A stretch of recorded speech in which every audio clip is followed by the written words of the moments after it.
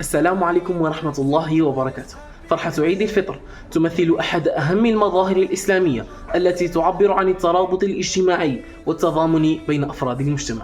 يعكس هذا العيد قيم السعادة والتسامح والتفاعل الإيجابي، حيث تتجسد الفرحة من خلال الاستعدادات المسبقة وصلاة العيد وتبادل التهاني والزيارات بين الأهل والأصدقاء.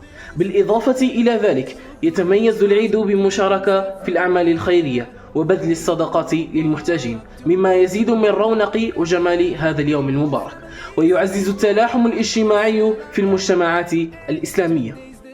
لذا فلنعمل معا على تعزيز هذه الروح المجتمعية وتعزيز التضامن في مجتمعاتنا، ولنجعل من فرحة عيد الفطر فرصة لتعزيز العلاقات الاجتماعية ونشر الخير والسعادة في كل الأوقات.